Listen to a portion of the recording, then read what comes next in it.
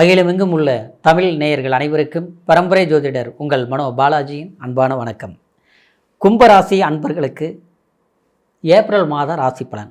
இந்த மாதத்தில் நவ கிரகங்களின் பெயர்ச்சிகளால் தொழில், குடும்பம், பண வரவு, எதிர்பார்க்கக்கூடிய ஒரு நல்ல விஷயங்கள் எந்த அளவுக்கு நமக்கு சக்ஸஸ்ஃபுல்லாக இருக்க போகுது அப்படிங்கிறத பற்றி இந்த பதிவில் இப்போ நம்ம தெளிவாக பார்க்க போகிறோம்ங்க. ஃபஸ்ட் டைம் பார்க்குறவங்களா இருந்தீங்கன்னா சப்ஸ்கிரைப் பண்ணி பெல் பட்டன் அழுத்தி ஆல் ஆப்ஷன் கொடுங்க. கும்பம் அற்புதமான ராசி, லாபஸ்தானாதிபதி ராசி. ஆண்களாக இருந்தால் ரொம்ப பொறுப்பானவர்களாக இருப்பீங்க, பெண்களாக இருந்தால் குடும்பத்துக்கு ஏற்ற மாதிரி மகாலட்சுமி மாதிரி இருப்பீங்க. சரிங்களா?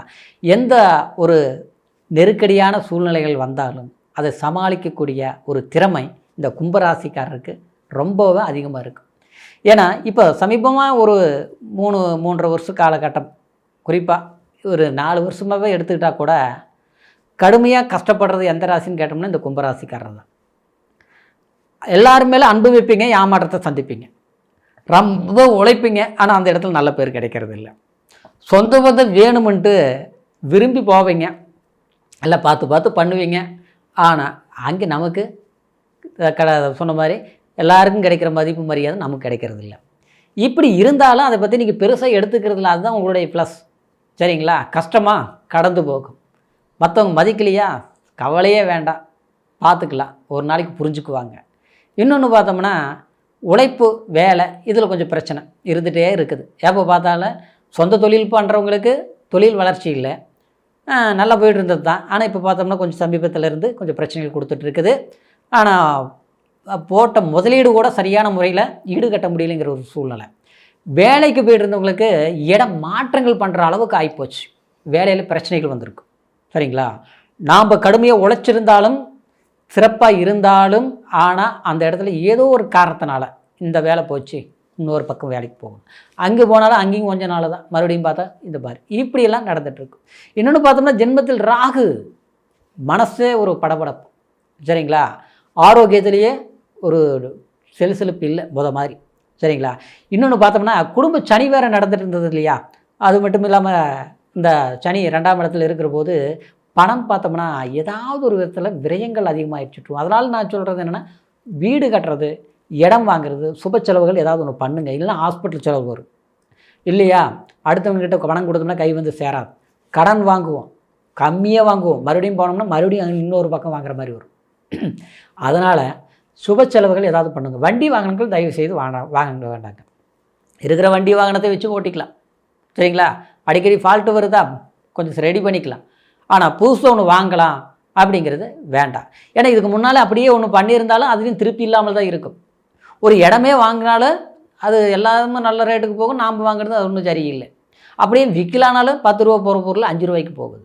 விற்றும் எதுவும் புரோஜனம் இல்லாமல் இழந்தது அதிகமாகி போச்சு, கடன்காரனானதான் மிச்சமாகி போச்சு. இப்படிலாம் மனசில் இருக்கும். 10 ரூபா இருக்கிறவன் 50 ரூபா வேலை செய்வான். நம்மக்கிட்ட 50 ரூபா இருந்தால் கூட 10 ரூபா வேலை செய்ய முடியாது. இப்படி தான் போயிட்டு இருக்குது. அந்த மாற்றங்கள், இந்த ஒரு மாறுதல்கள் அப்படிங்கிறது குரு 5ஆம் இடத்துல வக்கரத்தில் இருந்தது, நிவர்த்தி ஆகிடுச்சு. பரவாயில்ல ஆச்சுங்களா? குரு 5ஆம் பாவகத்தில் நிவர்த்தி ஆகி, குரு இங்கே ஜென்மத்தில் ராகு இருந்ததுனால தான் நான் சொன்னேன் இல்லைங்களா, எல்லாம் விரயம், நஷ்டம், எங்கே போனாலும் நமக்கு ஒரு பிரச்சனை. எல்லாருக்குமே வந்து ஓடி ஓடி வருவாங்க, தேவையானதை நம்மக்கிட்ட யூஸ் பண்ணிக்குவாங்க. ஆனால் கடைசியில் நாம் ஏதாவது ஒன்று கேட்டோம்னா ஓடி போயிடுவாங்க. இதுதான் நடந்துகிட்ருக்குது. சரிங்களா? பணமே கூட வாங்கும்போது சந்தோஷமாக வாங்குவாங்க, நம்மக்கிட்ட இல்லைன்னு கூட கடன் வாங்கி கூட நம்ம வாங்கி கொடுத்துருவோம், அது வேறு விஷயம். ஆனால் கொடுத்தது கேட்க போனோம்னா சங்கடம் வரும். அதுதான் பிரச்சனையாக ஓடிட்டுருக்குது இப்போது. அதாவது இப்படியெல்லாம் கும்பராசிக்காரர் கடுமையாக பாதிப்புகளை ஆளானது.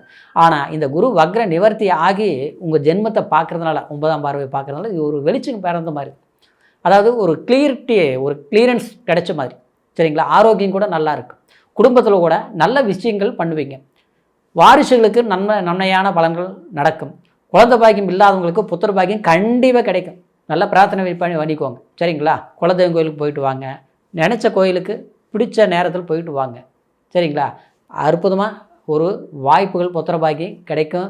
குழந்தைங்கள் இருக்கிறவங்களுக்கு ஆரோக்கியம் சரியில்லாமல், அந்த குழந்தைங்களை அடிக்கடி பார்த்தா ஏதோ ஒரு பிரச்சனை வருது, படிப்பு டல்லாக இருக்குது, குறும்புத்தனம் அதிகமாக பண்ணுறாங்க, சொல் பேச்சு இப்போ கேட்குறது இல்லை, சின்ன குழந்தைங்களாக இருக்கிற போது பொறுப்பாக இருந்தாங்க, இன்றைக்கி ஆளான பிறகு பார்த்தாங்க இன்றைக்கி தான் நல்லா இருக்கணும் பொறுப்பாக, ஆனால் இன்றைக்கி பார்த்தா அவங்க ஏழாக்கும் முறக்க பண்ணிகிட்டு இருக்கிறாங்க.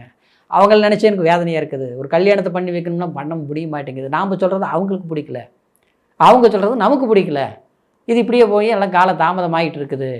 வீட்டில் வந்து எல்லோரும் ஒரு இடத்துல உட்காந்து சந்தோஷமாக பேச முடிய மாட்டேங்குது. 3ஆவது மனிதனால குழப்பங்கள் வருது.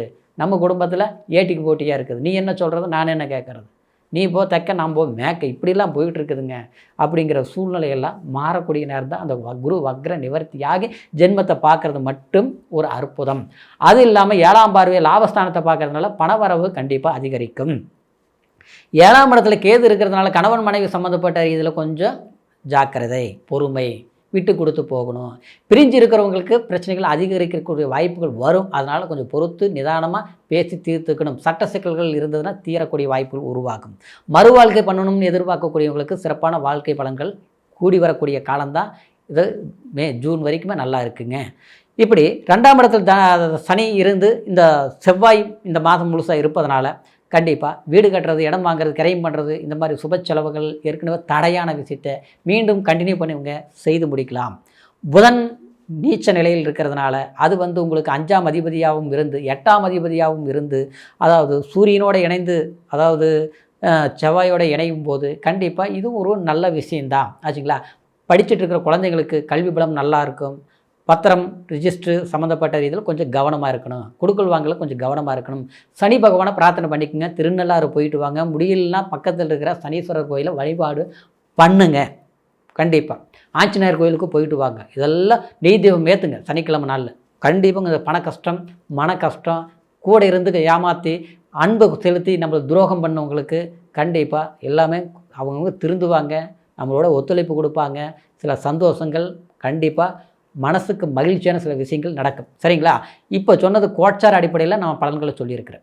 இந்த கோட்சாரங்கிறது ராசி, ராசிங்கிறது நம்மளுடைய மதி. சரிங்களா. ஆனால் விதி அப்படிங்கிறது நம்மளுடைய உயிர், அப்படிங்கிறது லக்னம்.